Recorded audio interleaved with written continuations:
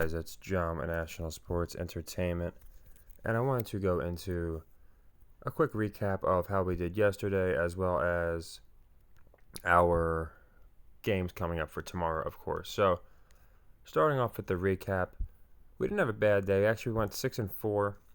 We got a nice upset with the Oklahoma beats Texas. Really, the deciding factor for today was the LSU under. It was played as a leg 3.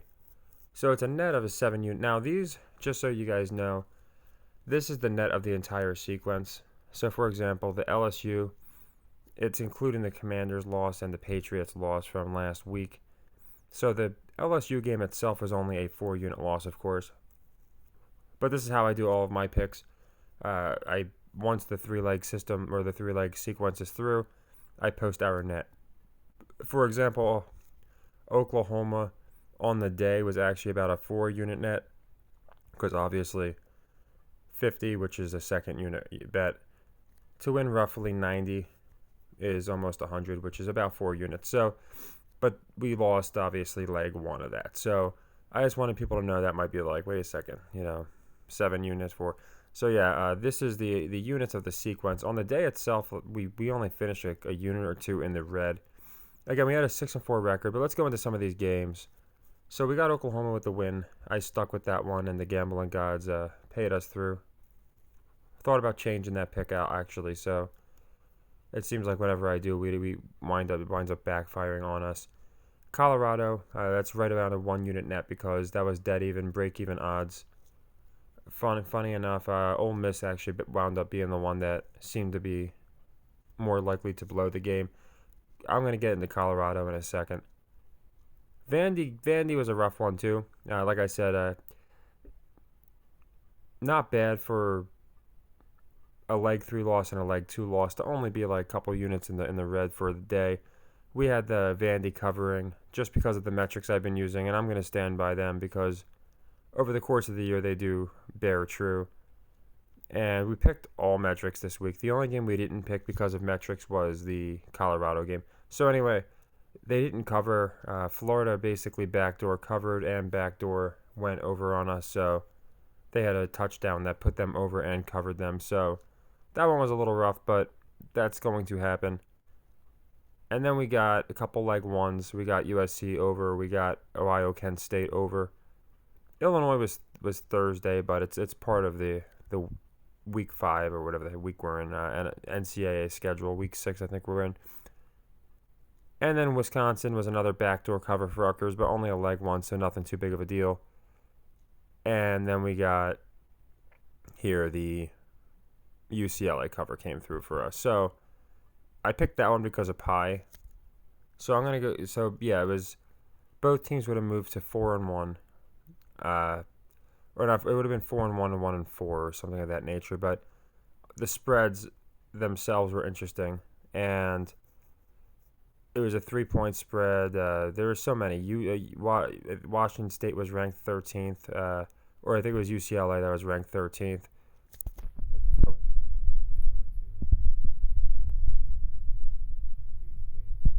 So hopefully my audio.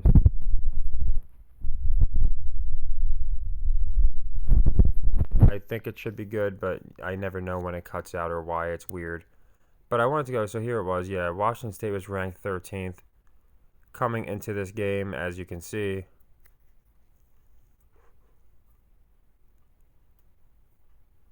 Pi was written all over this game. Both teams were, so it was 4-0 versus 3-1. So one moved to 4. They both moved to 4-1. Ranked 13th, 3-point spread. And, of course, it was a fourth quarter route. So they even have it in the title again. This is the second video in a row that I went into a game, and then I clicked on the title, and as I clicked on it, noticed something else. I think it was the Mason number in my last video, or it was a I forget exactly. Actually, I remember which video it was. It was, if you guys give me a second. The guy had 230 yards. It was the Bears. Yeah, the Bears had the Mason and Pi in there. So I picked this game because of Pi, for people that. So again, I don't play like after Monday morning quarterback with the gematria. we literally just took this game, and the first thing I read is UCLA rallies in the fourth to take down 13. So 4-13, just really weird, just like they have to go out of their way to get Pie in there in some fashion. So nothing crazy, but this one came through for us. Pie's been working. Last week we took Buffalo, the college, to win because of Pie. It was perfect Pie, and they did, so I found that interesting. And then let's talk about Colorado. There's not much to go over, not to be cocky about that one, but I predicted the exact outcome. I think if ever a scripted and obvious game, it was that game. There is absolutely no justification to making Colorado a 3.5 point favorite, and they even moved to 3. It was your classic half the people lose, half the people push, and like they do this all the time. So I had no doubt here that the Boulders were going to win. But there was a reason in my video I did the Colorado and Ole Miss parlay. It just seemed so darn obvious that they were not going to cover. So like I said, I think it closed at 3. So if someone picked the cover, they pushed. The problem is it was at 3.5 for a long time and on the books for a while. So I'm presuming a lot of people would have got hooked. So we got this one. Deion moves to 1-2 in the Pac-12. One of the reasons I liked the game. 21 was all over this one. And not to mention, like I said, it just made sense, Colorado. This one had Nebraska, CSU written all over it. Just not as exciting as CSU. Sanders, of course, had his ridiculous drive at the end of the game. So I'm glad we won. I think we have a really good read over Colorado. It seems like each week we do better and better. The first couple weeks we just missed completely, not thinking they'd pay the public. Then once I started looking at both ends, we were able to get them last week. Not an exact score. I had them winning by or losing by 21, 14-21, something like that. Like a backdoor cover though, so we had the right idea. And in this game we had them. I even said it might be better to take live. I know a lot of people got it live at like plus 150.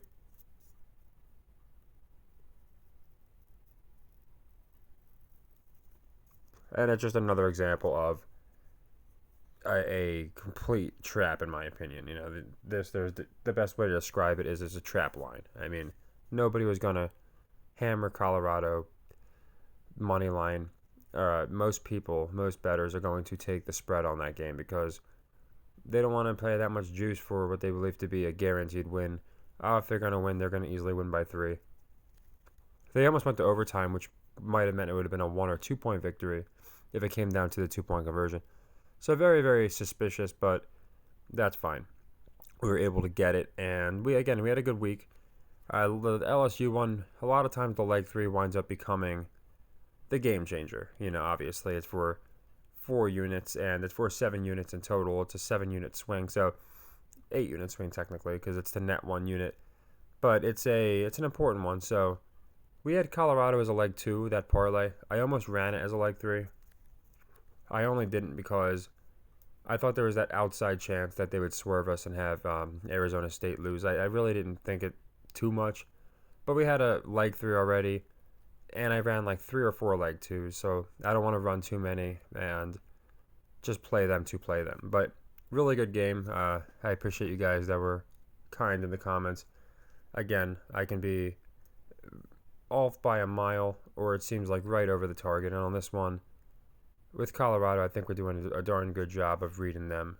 So let's go into the NFL games. And hopefully the audio has remained pretty good, because this is frustrating if it's cutting out. Because I really like to go into the metrics so people understand how I pick. So Jags, Bills, I already went into that pick. I did add one though. We got the Bills. We got the Jags covering the Bills as a leg 2. I went ahead and added the Jags to win straight up. So that's going to be a leg 1. I just like the odds. I think, I could be wrong, it seems like the tactic is the NFC is going to have about 3 teams that run away with it, whereas the AFC is going to have about 14 teams in the division, in the hunt, come end of season. I don't think it's a coincidence the Bengals happen to be doing poorly, but other teams are also hitting speed bumps, leaving the Bengals only a few games out of playoff contention. So going into the games, next one's Titans-Colts. I like the Colts. No, actually, it was just 3 points. I just saw. I swear I just saw the spread at 3, and now it's 2.5. I don't know if he's returning, but just the Jonathan Taylor signing alone makes me like the Colts.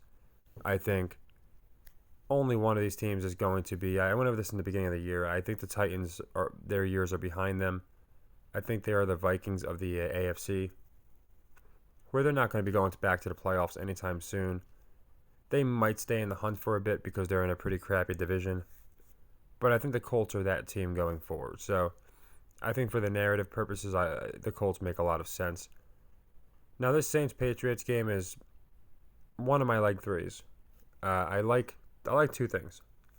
One, because they have not won. It's again. So first I'll hit the over because that's my leg three. I like the over 39. Saints haven't gone over all year. If you look at the metric, and that's what I love to use. Patriots only went over once, I believe, maybe twice, but I think it was only once. And again, the Saints are about the only team left that hasn't gone over. So I like the over in this game. I played that as a leg three, and I'm going to go into the legs in a second, so they're not quite as important, but because you'll be seeing them anyway. But I do like the over, and I like the Saints. I like the Saints again because I think they not only are terrible to the over, but the Saints also haven't covered a spread this year. So I went with the Saints. It's a break-even game basically. So I just got the Saints winning. Ravens Steelers I thought about for a bit. We got the Dion effect, of course. Commanders lost though. And honestly, I'm just trying to look at narratives. They're really running with these streaks. You know, they went into it like 5 times now. How Jets haven't beat Buffalo in X amount of games, and Texans have beaten I think it was the Jags X amount of games in a row, and the Steelers over the Browns, and now the Giants primetime streak. It just they keep running with it. Another one is the Lamar, only with one career victory against the Steelers.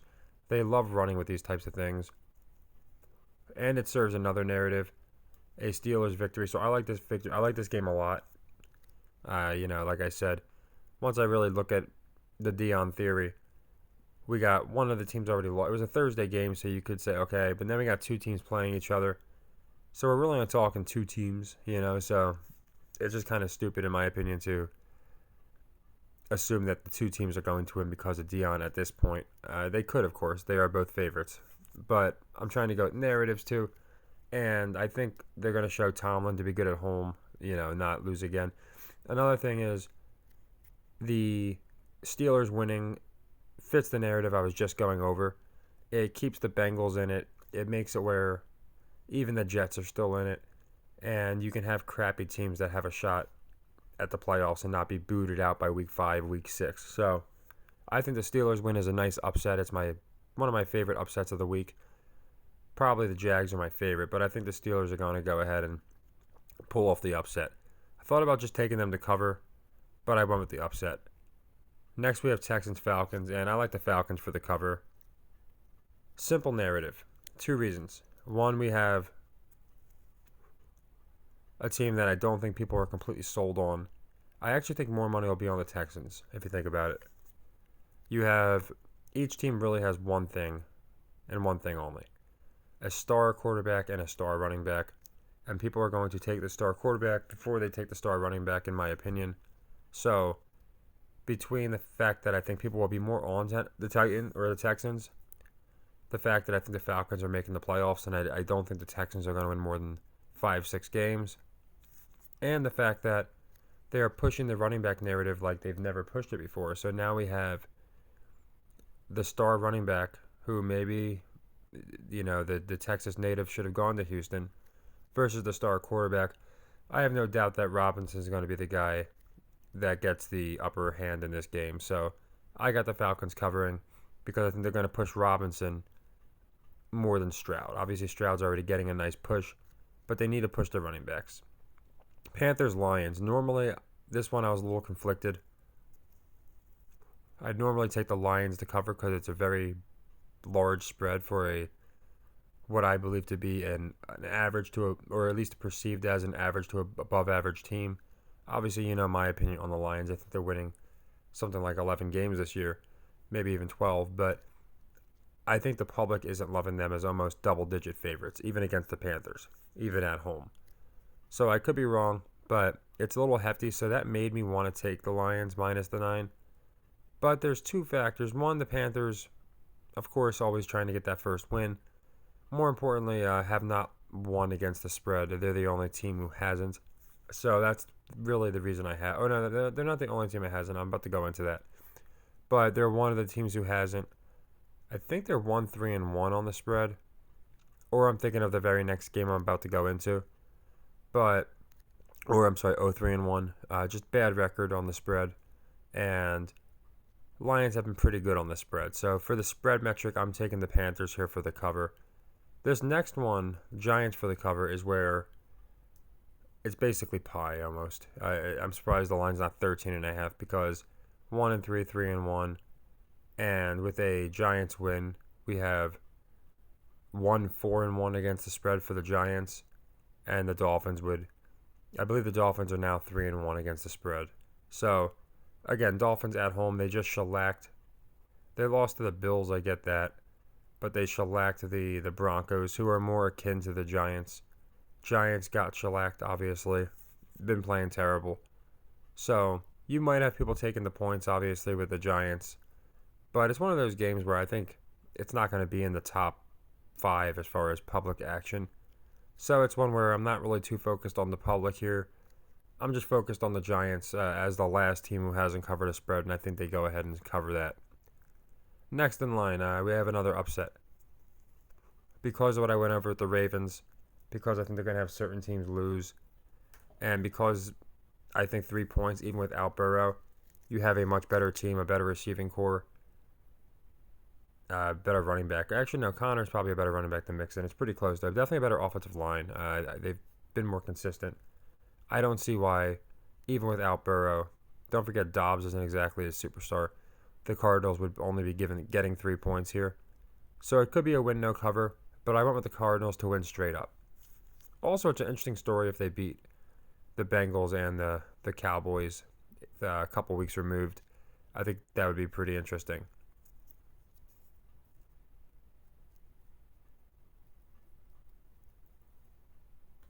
And hopefully my audio is holding up. I'm trying not to. I notice when I scroll a lot, and it's not even when I scroll. Sometimes it just cuts out. But I'm just trying to keep it where I'm not cutting out every couple minutes. Eagles-Rams, this is another interesting one. On this one, I like the Eagles for the cover. The Rams, one of the few teams undefeated against the spread, doing very well against the spread. So a lot of people have that narrative that the Eagles can't go on the road and win. I think they're going, not win, but win decisively.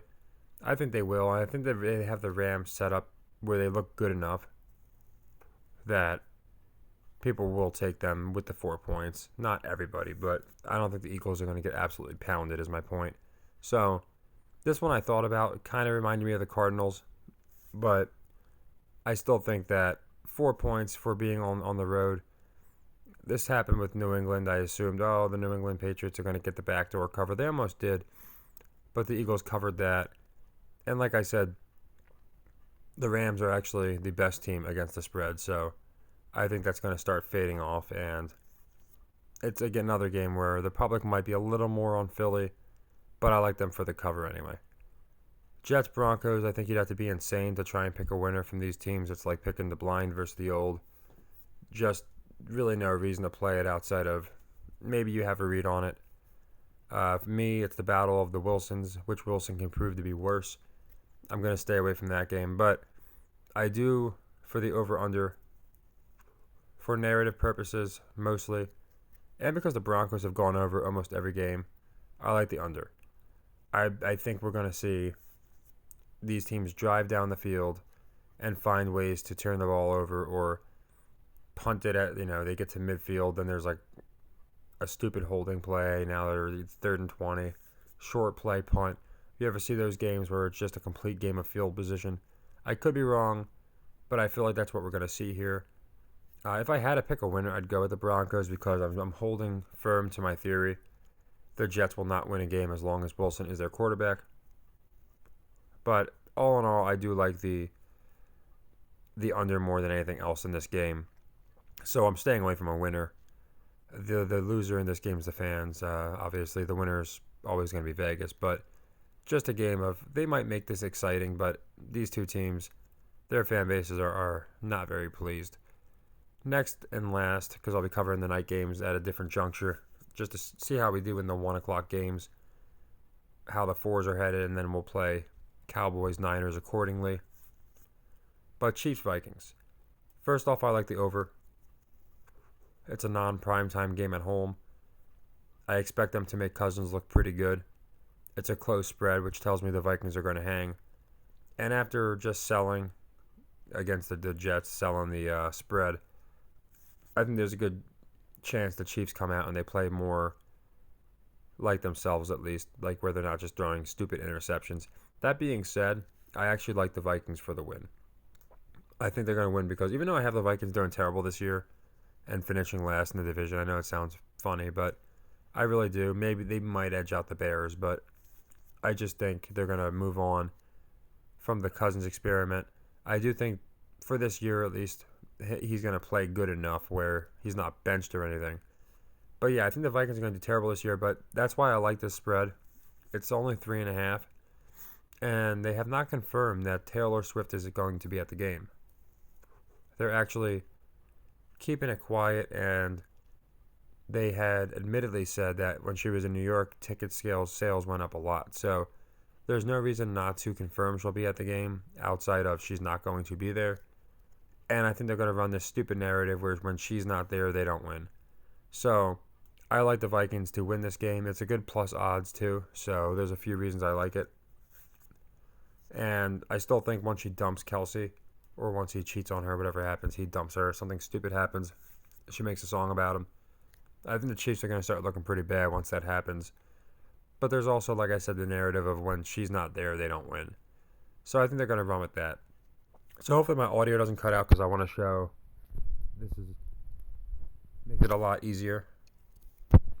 Like I said, I have so these are all of our sequences that are open. So as you can see, we're going all the way back to sequence 49. That was where the Bears beat the Broncos. We had the Bears winning, and the Broncos beat the Bears. They came back and won. But anyway, so here's our plays. Cardinals I officially play as a leg 2. It's 150 plus 150, so good odds, especially on a leg 2. I like it because of the spread and because of the value. Next one, where we had the Browns covering Rams. It doesn't, again, the leg 1s are just what we missed last week or yesterday or whatever.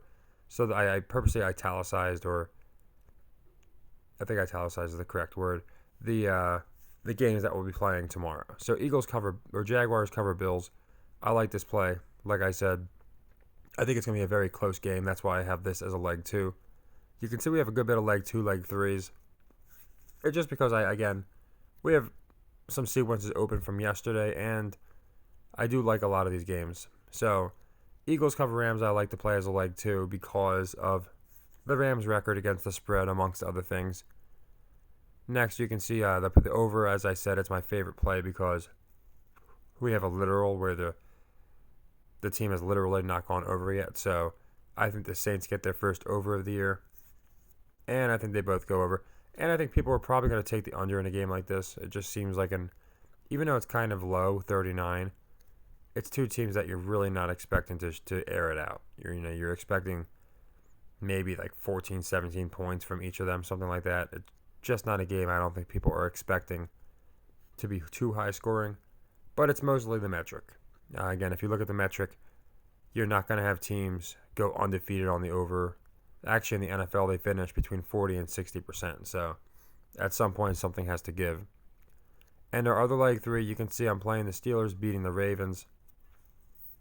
Again, we have a couple plus odds this week for a reason. With the 3-legged system, I see a lot of people talking about how even odds are the death of anybody's chances of profiting. And I wouldn't go that far, but I would agree that, especially with the 3-level system, having plus odds definitely helps. We could lose this, sure. But a plus 200 win on a leg 3 is about a 4 unit profit netted. So obviously, and that's including the whole sequence. So to lose 2 and then hit 1 and net four units, to to me that's really good value. So we've only done it like once or twice, and it's come through. One of our first games of the year, we had the Lions winning outright as a leg 3. It's riskier, but they always say you can't play with scared money, and I think it's a great value play. So now we got Falcons covering Texans. As I said, that's going to be a leg 2. I think, sure, you could get like a 2-point victory. I think Robinson looks really good, and they win by at least 3. So no qualms with that one, really. That's going to be for the Illinois loss that we just missed. You see some of these are for the Vanderbilt loss we just missed. So we're just closing out sequences. And we have the Giants, as I said, covering the Dolphins. I know it's a high spread. It's just the fact that the Giants are, again, I think 0-4-1 against the spread. And you know how I feel about Pie. So, they're going to go to 1-4-1. And again, I'm surprised the spread's not 13.5 because I see this all the time where it's like 1-4 with a 3-point spread. It's like it can't be a coincidence. Like my beginning of my video, I went into a game that I picked solely because of Pie, and they happened to have, fourth quarter, 13th ranked, right into the title. So I think the Pie theory is going to work out pretty good. We're technically 2-0 picking. I had a video where I picked based off of Pie, but a lot of them were close to Pie. The only ones I specifically picked, and they were exactly Pie, the ranking, the records, all that, were the one we just picked, the UCLA win, well, cover technically, and Buffalo to win as an upset, Buffalo University last week. So I'll be sticking to that when I see it. And then we got Panthers, like I said. I think they're going to cover the Lions, get their first cover of the year. Thought about taking them to win. I don't think it's going to happen. I think they might just keep it close enough, and it'll be something like a 6-point Lions win or something to that effect. So I like the cover here. Now, you see for sequence 72, I said I like the Jags. I said I like the Saints. So I just decided, we're going to make this a parlay. Almost 5-1. And obviously most of that juice is coming from the Jags. But I think it'll be fine. I think the Jags will win. So we got them as a cover and as a win. It could go against us. I think I did it with the Commanders. Or no, the Commanders were dogs. So maybe it was the Giants. I had a team covering and winning, and they didn't come through. But there's a reason I used a leg 1 and a leg 2, because then if they don't come through, we're not completely dead to rights. We still have a lot to work with, and I think there's a really good chance the Jags win this game. I think they're definitely going to cover. But the win, I thought it'd be safe to parlay it. Almost 5-1. In my opinion, those are good enough odds to play it. And I got the Saints winning. Like I said, I think they're going to win that game. I think it'll go,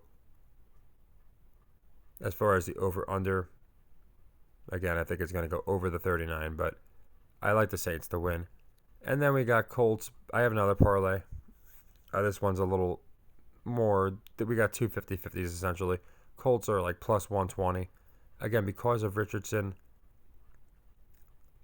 And I'm not even sure if he's playing, but the fact that they're going to position the team around him, I don't think, even Henry, I know he's a running back, and I know they're pushing the running backs, but we got Taylor now on the Colts, so he's the tiebreaker. I just think they're going to push the Colts a little more than the Titans this year, so I like the Colts here, and then that's going to be parlayed with the Vikings and Chiefs to go over. Like I said, I like that play. I think we see something like a 30-27 game, something to that effect. So I like the Colts here to win and the Vikings to go over. Like I said, Jets Broncos, we're playing the under. Broncos went over a lot this year, and I just think it's going to be, again, a battle of two completely grossly incompetent offenses, and we're going to see a lot of selling and a lot of good defense. Maybe not good defense, but just teams going for it on 4th and 1, not getting it, stupid interceptions, things of that nature. I don't think it's going to be a very high, fast-paced game, so I like the under here. And finally, like I said, Vikings beat Chiefs. I like to, again, go over the games so people can see exactly why I like them and show the numbers, but I also like to go into exactly what units they'll be played at, and I always do this ahead of time because it's easy to say afterwards, oh yeah, I had this team for 48 units. So many people do that. There's no reason to lie to ourselves, but people do it. But yeah, I think the Vikings are going to beat the Chiefs here, and you can see it's about 165. If Taylor Swift shows up, that might suck because, again, they're calling it Swiftiopolis or whatever the hell they're calling it. But I really do think that she's not going to show up, and they're going to say, "Oh wow, when she's not there, the team doesn't win," which is ridiculously absurd. But I think that's what they're going to do. Now, as I had said, we're playing every single game. We have a couple leg twos, a couple leg threes. So, especially the Steelers. The Steelers are kind of going to be our LSU because it's a pretty big swing. It's about a 12-unit swing this one game. And that's why I try my best to extract value. And I decided to go with it again because I've noticed they're keeping teams in the AFC relatively close. Not as much in the NFC. In the NFC, you already have at least 5 teams that I think nobody believes are going to make the playoffs. I don't think that's the case with the AFC. Like, even the Texans, who nobody probably has making the playoffs, have a 500 record. And then the teams that don't have 500 records are teams that very well could make comebacks and make the playoffs. I guess the Patriots people might have eliminated. I don't think the people have the Jets eliminated yet. I don't, because of the way they're talking about Rodgers. So I personally think, as far as the Jets, that, again, they probably won't win with Wilson, but they're going to keep them in it enough so they can make them a talking point and, in my opinion, go into, Rodgers might be returning pretty soon, and if they win this game, they'll only be X amount of games out. I'm talking about down the road, of course. They're not going to do that right away. So, yeah, we're playing every game tomorrow. I'll go into the night games, of course. Tomorrow night is the long-awaited Cowboys-Niners. And again, I kind of see pie right off the bat. If the Cowboys win, we got 4-1, 4-1, and we got 3-5 as a spread. So it's not just the first 3 digits of pie. It's 3-1, 4-1, 5. And that's the reason I went with UCLA. It was the same deal. I don't think it's a coincidence we're seeing pie this much. I understand 3.5 is a normal spread, but also with the prospect of both teams going to 4-1 on a 3.5 point spread. I'm sure there's a million other examples of pie too, riddled throughout these games. But when it just jumps out to me immediately on the spread itself, it makes me like them more. So yeah, like I said, nothing too crazy. Today, slightly red day. The big one, LSU was a 4-unit loss, so hard to come back from them. But Oklahoma themselves was almost a 4-unit gain, and that's why I like picking dogs and leg twos, leg threes. Of course, it can be harder to hit, but Oklahoma really mitigated a lot today with winning. And Colorado did well. It was a leg two, so it was only even odds because, again, it was them and Ole Miss on the money line. But wow, what a ridiculous game. If you have to call the exact score, now you can edit your title. So, I mean, you can choose not to believe me. But when I made that video, I did specifically title it 3-point game Vegas hook on that video with Colorado because it was so darn obvious. Like, I just saw it too much last year, and I already saw it this year. They did beat and cover Nebraska, but I figured it was going to be basically that game mixed with Colorado State. They're going to play a more boring game like they did with Nebraska, but they're just going to get the cover. And they got the cover against Nebraska. Colorado State had more of the theatrics. And, of course, Sanders had his ridiculous drive at the end. I had people telling me, I didn't even watch the game, but I had people telling me that they were leaving Colorado receivers wide open at the end of the game. And basically, Colorado just sold. And then at the end, Arizona State sold, so Colorado could just get the cover, just get the win, no cover. So I don't think that could be a coincidence when it's happening over and over, especially with a team that, again, you got Dion and all the angles with him. So yeah, hopefully my audio's been good. Nothing worse than doing a long video and then finding out it's cutting out for minutes at a time. I don't even like it cutting out for seconds, but, at least if it cuts out for a few seconds, the context isn't completely lost. It seems like every time I say something like, oh, here's something really important, and I make note of it, that's where, for some reason, my audio just decides to cut out. Even though I don't move my phone, I'm not scrolling when it happens. I even turn off, the ceiling fan for any interference, so I don't know what's going on, but this should be good. I'm assuming because I've been basically in the same spot the whole time. A lot of times I'll shift around, go to ESPN, go to the spread site, go here, and what happens is we wind up messing up the sound. So just one last scroll for anyone that missed it. Again, Steelers win as a leg 3, as is the Saints Patriots over. Again, basically spread games. The Steelers is because it looks like a trap to me. And a lot of these are metrics. We're only 3 weeks into the season. Well, 4 weeks into the season. So going on the 5th week, So it's not like college where we have teams already have played 5-6 games and we're halfway through the season. We could start pounding metrics. If a team's 0-2, 0-3 against the spread, it doesn't mean they're going to win for sure. They could definitely drop to 0-4. Like I said last year, the Falcons were the last team to lose on the spread. I think they were up at 6-0 before they lost. So I'm not just going to start pounding every single team based off spreads, but I am going to start incorporating it into my narrative. So if a team's spread happens to line up with the narrative, which it does in a lot of cases, in my opinion, for these games, then I'm going to take it. So like I said, not a bad day. Did finish in the red. Again, mostly because LSU and Vandy combos, which is fine. We have a leg 3 for both of the Vandy games, so hoping to at least split those. Obviously with the Steelers being the one that comes through. But we want to hit them both, of course. And we're not going to win every leg 3. So like I said, the LSU for the day was a 4-unit loss, basically mitigated by Oklahoma. But as you can see, I cover the sequence totals because that's really what matters. We're playing the entire sequence. That's my logic when I play a leg 1. It isn't, okay, this leg 1's for a unit. It's, okay, this leg 1 it's just like a parlay in my opinion. It's for part of a, as long as we get leg 1, leg 2, or leg 3, we profit a unit. If not, it's a 7-unit loss.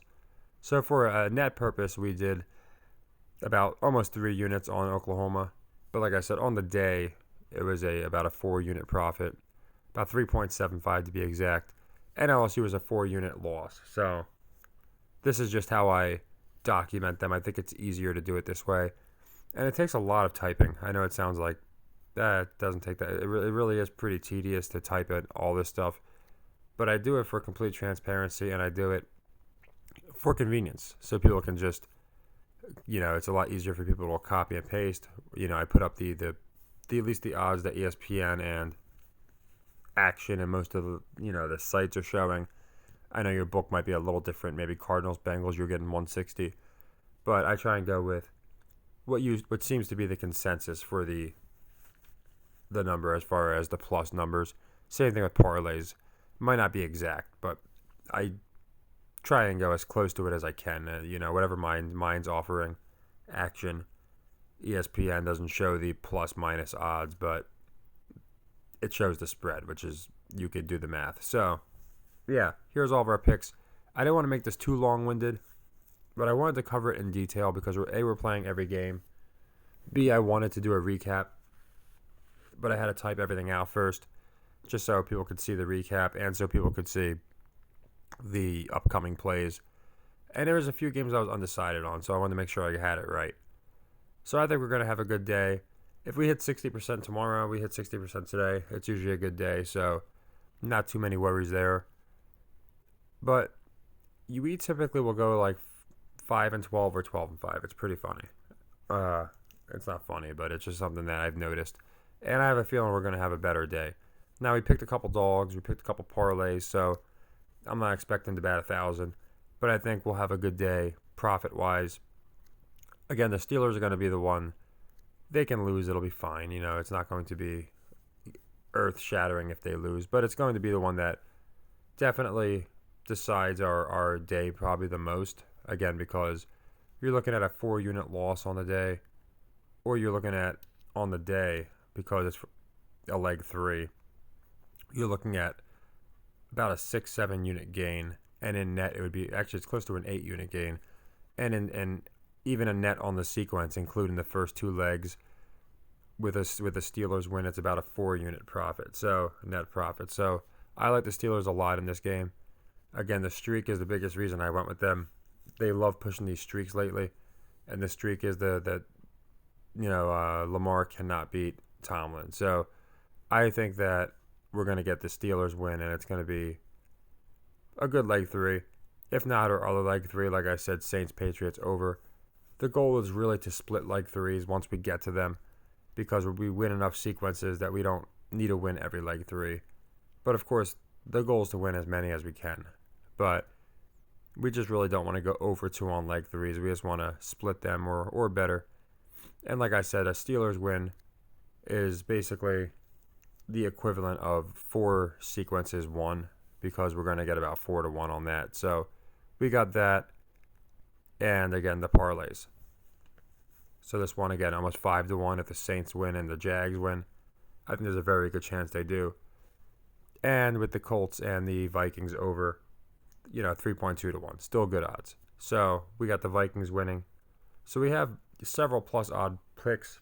I did that on purpose. And I think they wind up coming through for us. So you can let me know what you think. Like I said, some of these, generally I would have gone the other way. Generally, I would have taken the Dolphins to cover a hefty spread like that. But the Giants really do suck this year in the public's eye, the way they're being pushed. And they have not won a game yet against the spread. So it just makes me like them that much more, I think. They're still going to lose, but we might see like a 10-point game. We might see a little bit more offense from the Giants. And I don't think they're going to get shellacked like they just did. So yeah, to me, this is a fine play. And Eagles-Rams is another one. A lot of times I'd say, okay, 4 points looks a little light. I like the Rams. But the Rams have been pushed already, so they're not looking like too bad of a team. So that's the only reason on this one. I'm playing the metric.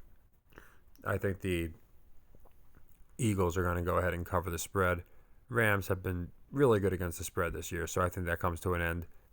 And then the trap, to me, is like the Bengals-Cardinals. Looks like a complete trap. The Cardinals haven't done anything to prove. Even though the Bengals are crappy, Burrow's not playing, they were still an AFC Championship team. And even without Burrow, again, they have receivers. They have guys who can catch the ball like Chase and then make a bunch of moves. They have a good running game.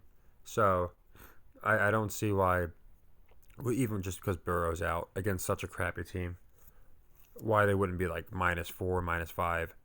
I know 1-2 points doesn't sound like a lot, but with Vegas it is. When they have it at just a field goal, they're telling you something. So I went ahead and took the Cardinals again on the money line for that reason. And yeah, the only game we're not picking a winner on is Jets-Broncos. I don't see a reason to. I think it's just ludicrous. Again, the battle of the Wilsons. Which one's going to be worse? It's anybody's guess. And they might make both teams try and look competent in this game. Make it look like one of them has a shot. I think the Broncos make a little more sense coming off a comeback win, and the fact that I think the Jets won't win with Dak as the quarterback. Also, the Broncos win this game. They're not too far behind all the other teams in the AFC West. They'll be ready, even with the Chargers, probably ahead of the Raiders, depending on how they do. I probably have the Raiders winning though, so I'll be going into that, and only a game or two behind the Chiefs. So to me, it makes sense that the Broncos win this game, but I'm not playing the win. I just personally like the under because of the narrative. So I know I said it a few times, but hopefully my sound was good. I just wanted people to hear my logic and be able to see our picks, nothing crazy. And again, as you can see, sequence 49. I'm just going back and extracting any sequence that's open, and we're plugging in leg 2s, leg 3s. There's no point of opening new sequences when we have a few to close still. So that's where that came from. Anyone in the Discord can do this. I post it now. I was posting it before. Like I said, it's very, very tedious, but a few people were asking for it, so I figured I'll post the rig log in the Discord again. And again, it's easier to see than on my notepad, I feel like, so I did it for that reason too. But yeah, here was all of our plays up until recent. And then here was our plays today, like I went over. Then we updated them. Every night we update them, win or loss, just so everyone could see in live time. And here's our plays for tomorrow, which I will be updating with the wins, losses, and current count, all of that. But I just wanted to go into it in case someone was a little confused on it. I figured I'd cover it twice, kind of, just go into it. If somebody wasn't exactly sure what a leg 2 is, again, it's just 2 units, as you can see. If we lose 1 unit, we do 2 units on leg 2 and 4 units on leg 3. And it's pretty simple. But yeah, Colorado, again, I appreciate the guys that were. We had a decent day, like I said, as far as picking at least. And I just think that game was so darn obvious. I only regret not playing it as a leg 3. I actually told people in the Discord I really regret not playing it as an exact outcome because I wanted to. I really wanted to just say, all right, we're going to play Colorado wins by 3. I probably would have paid like nothing crazy. It's usually around 4 or 5 to 1 when you have, because that was the spread. So it's not like it was anything that Vegas didn't think could happen. But still, when you're picking exact totals, it usually pays pretty well. So my book offers like they'll win by 1 to 7, 8 to 13, and that was 4 to 1. So I can only imagine what the exact total was. Exactly 3. It was probably better than 5 to 1 because, again, picking an exact number, I can't imagine Vegas is not going to pay that out pretty good. So yeah, we had a good read on them. Fun fact, we've yet to lose on the Lions. They might not be the only team. I just know we've gotten them as underdogs. We got, we faded them correctly. We got them covering correctly. So hopefully we move to, I think it'll be 5-0 on the Lions. I can't remember if we played them every single week, but I think we might have. So again, normally I would take them given the 9 because I think they want to make them look strong. But because the Panthers have yet to win a game against the spread, and again, what we would have against the spread, they'd both be 1-4, or they'd be 1-4. The Lions would be, I think the Lions would be 3-2 actually. So it's not that crazy. It's not like the Giants where it's 1-4-1 and 4-1, and you just have a lot of pie references. But we do have a few here. So I think that the Lions will win the game. I don't think it's going to be an upset, but I think it'll be a close cover for the Panthers. And yeah, that's it. I know everyone was here about the Cowboys-Niners. Like I said, pie is riddled all over this game. Just looking at the title, you can see that. So I find that interesting. I'm leaning Cowboys for a few reasons, and I'll go into it more. But yeah, again, with pie, I guess we have Purdy, who's 13. And look at the quarterbacks, 3-1-4. Well, 1-3-4. That's what I mean. Like, this is not a coincidence where everything is pie. It just can't be. So I'm curious your guys' opinion on that. Again, UCLA was picked because of pie only. And then after the game, I'm seeing stuff about pie. So really interesting. So I know it's a little longer video, but it's an entire recap plus every one of our picks. So, of course, it's going to be a little bit longer. I can only hope the audio held through. And, of course, that we have a good day tomorrow, which I think we will.